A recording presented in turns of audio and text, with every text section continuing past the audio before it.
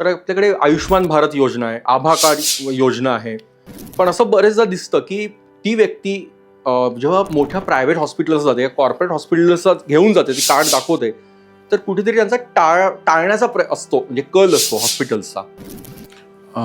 टाळण्याचा कल असं तू म्हणशील तो एक भाग झाला. दुसरा असा आहे की ह्या ज्या स्कीम्स आहेत, तर आपण जसं पुन्हा तेच म्हणूया की पॉलिसीज प्रोसिजर्स खूप स्ट्रॉंग आहेत आणि इम्प्लिमेंटेशन भाग की आपण उत्तम सेवा देणाऱ्या हॉस्पिटल्स त्याच्यामध्ये आपण आणले समजा, तर लोकांना उत्तम सुविधा नक्की मिळतील. गव्हर्नमेंट हॉस्पिटल्स किंवा सरकारी पब्लिक हेल्थ सिस्टम्स काही वीक आहेत अजिबात नाही, बिलकुल तर खूप स्ट्रॉंग आहेत. पण तिथे इम्प्लिमेंटेशन होतं आणि प्रायव्हेटला ते अजून त्या प्रमाणात पोहोचले नाही जितकं ते पोहोचायला पाहिजे. सो कदाचित त्याच्यामध्ये इश्यू असे असतात की मिळणारा कॉस्ट, म्हणजे एखाद्या ट्रीटमेंटचा रिएम्बर्समेंट हा एक भाग झाला, कारण हॉस्पिटल ते रिएम्बर्स करत असतात किंवा सरकार त्यांना त्या माध्यमातून पैसे देतं.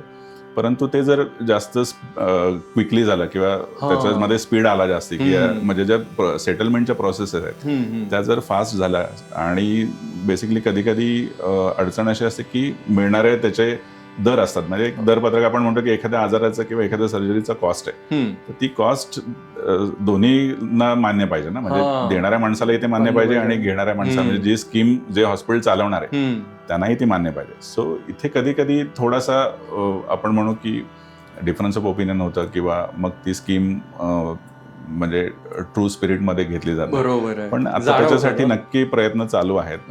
तर मला असं वाटतं की मोर अँड मोर जास्तीत जास्त प्रायव्हेट हॉस्पिटल्स आणि जे नावाजलेले हॉस्पिटल्स आहेत जिथे उत्तम ट्रीटमेंट्स मिळतात, अशा छोटी हॉस्पिटल्स असून देत, मोठी हॉस्पिटल्स असून देत, ही हळूहळू या अशा प्रकारच्या योजनांमध्ये येतील किंवा बरेचसे लोक त्याच्याकडे जातील असं मला वाटतं. म्हणजे हॉस्पिटल्स आणि सरकार यांच्यामधला ताळमेळ जर नीट झाला रिएम्बर्समेंटच्या अँगलने, तर त्याचा फायदा एक सामान्य नागरिकाला शेवटच्या टोकाला येऊन म्हणजे ग्राउंड लेवलवरती फायदा होऊ शकतो.